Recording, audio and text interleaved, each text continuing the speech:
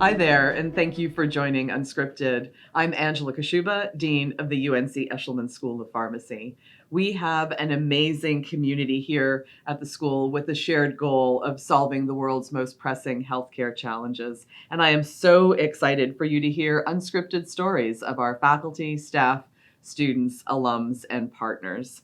Today, I have invited Ashlyn Elliott, a first-year pharmacy student, to join me in the dean's office. Thanks, Ashlyn, for joining. Yeah, happy to be here. Thank you. So I understand that athletics were a really important part of your family growing up, and you were an athlete. Can you talk a little bit about that and what athletics meant to you and what it taught you? Yeah. So I grew up in Texas, so we glorify sports. It's a big part of our culture, and I enjoyed them a lot, but I knew it wasn't my passion. So my older sister, she's much older than me, but so she got a scholarship by the time I was like 7 years old. And I think that really excited my family. We were all so happy for her. And it's a great opportunity. And I think my parents just wanted that same opportunity for me. So they stuck me in volleyball just like her. I had a great experience. I made a lot of friends, learned a lot about teamwork and leadership, but I knew that wasn't what I wanted to do for, I guess, my college career. And so that was a really big decision to make and to give up those opportunities that could have presented. But I wouldn't take back any second I spent playing volleyball. But I did think it was the right choice for me to just end it at the time I did and pursue my career. Yeah. So can you talk about, you mentioned leadership and teamwork. Can you talk about what athletics contributed to your learnings around that?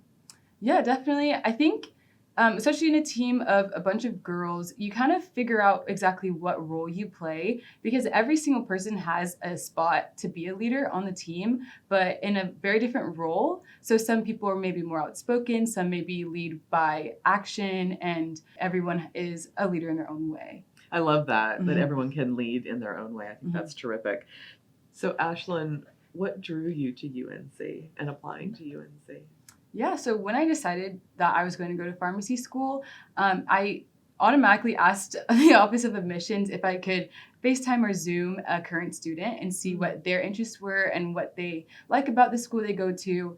And every single student I spoke to at Eshelman just seemed happy with where they're at, and well, more than happy. They were joyful, and they seemed to really enjoy it and knew that they had a bright future because of their great education and opportunities that they were given here. And I just felt that energy. I knew everyone had was really enjoying their experience. And I also saw a diversity in career interests, which was nice because I knew I could dip my toe in every single field if I wanted to, and that there are great opportunities in each field at Eshelman. So that was my biggest draw, was seeing that diversity here at the school. So you've been a pharmacy student for a few months now. Can you talk about your experiences? Was it what you expected? It was everything I expected and more. Okay. Yes, I think in the beginning I had so much imposter syndrome. Everyone talks about that.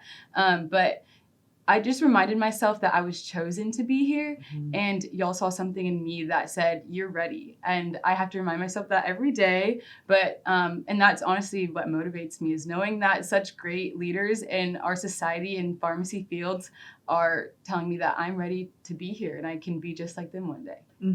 That's great.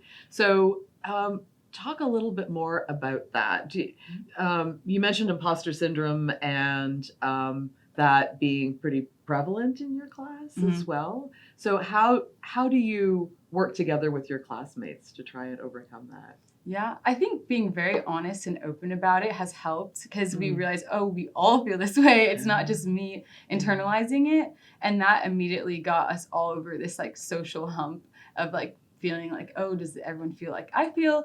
But yeah, I think it goes back to that leadership piece, that everyone has their own niche and each student comes from a different background and may have a slightly different interest than someone else. So even if you want to be a community pharmacist, just like your classmate, that may look completely different for you than it may them. And so it's kind of nice to know we're not in competition with one another. We all have the opportunity to succeed and do that in our own way, which is really exciting. Yeah, I love that.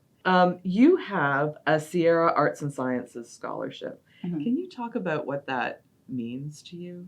Yes. When I got that letter, I was floored. I about cried. I felt like it was the biggest opportunity and that someone chose me and believed in me and saw that I'm going to do great things. And of course, it's a tremendous opportunity not only to feel confident that I'm going to be able to get through this academic 4 years without as much financial worry, but on top of that, having great mentors like Dr. Bamforth and Dr. Mahoney, they are tremendous and are so invested in each of their scholars' lives, and you can really see they chose you. And again, that just pushes me and makes me understand like I am meant to be here. I was ready, and just having an opportunity to have an open door in every field, no matter what my aspirations and goals are. They're just another resource for me, which has been amazing. That's great. So engagement with donors, that's really, I think, unique. Sometimes students get a scholarship and it's named for somebody but they don't necessarily know who that person is. Can you talk a little bit more about your engagement with those donors, John Bamforth and Sue Mahoney? Yeah. So Dr. Bamforth works here in the Office of Innovation. And so it's really nice that he's right by down the hall and very accessible. And then as well, they just both are very open in all routes of communication. Like I can shoot them an email and ask them quick questions about their field.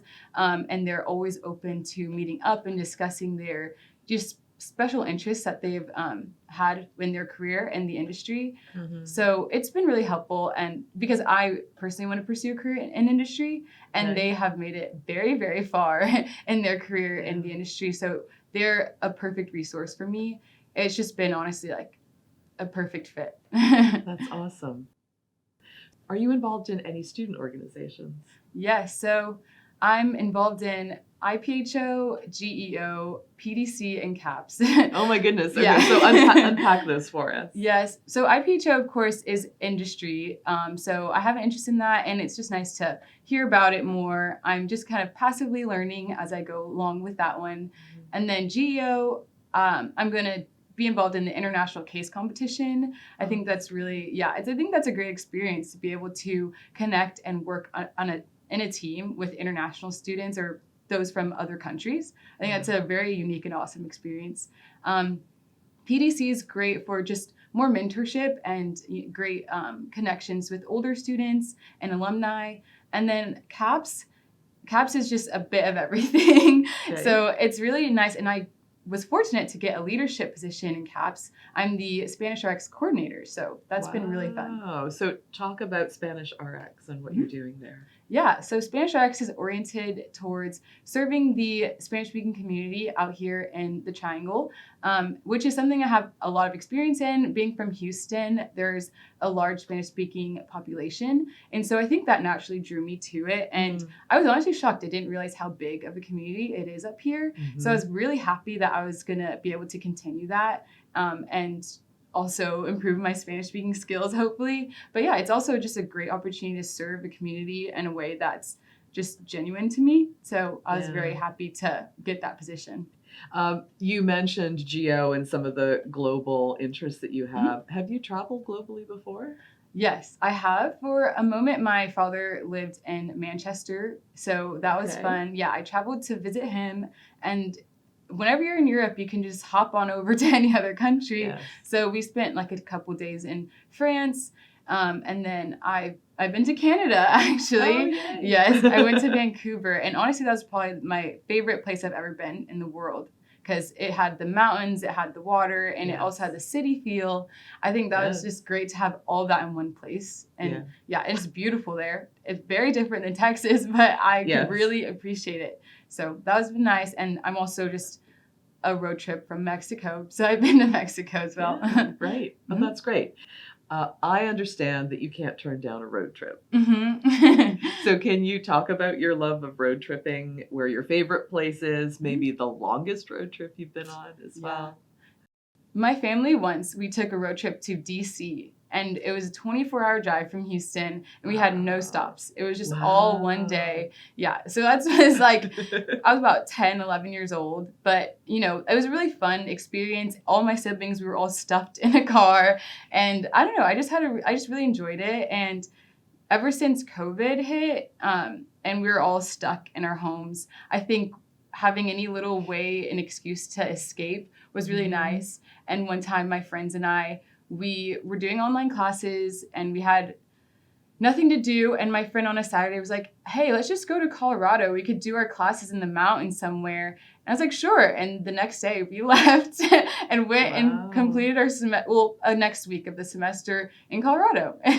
and I don't know, I just think, why not? And, you know, sometimes road trips can be expensive, but I think, you know, you only live once, the money will come back. You know, that's what jobs are for.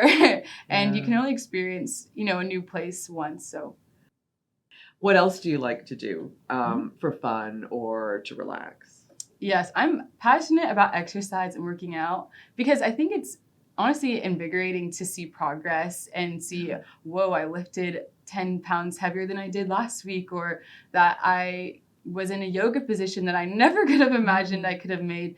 But I think it's really nice to have something to aim for and succeed at that's not just school. So I have like a whole identity outside of just academics, and I can say I'm progressing as a human being, not just as a student. I think that's what exercise is really great for. I love that. You're an inspiration to me. Well, thank you so much for joining me today, Ashlyn. It's been a pleasure to talk to you. Thanks for having me. And thank you so much for joining us for UnSCRIPted. We love sharing stories of those people who make the UNC Eshelman School of Pharmacy great. And I hope you will join us for the next episode of UnSCRIPted, conversations with people who are advancing medicine for life.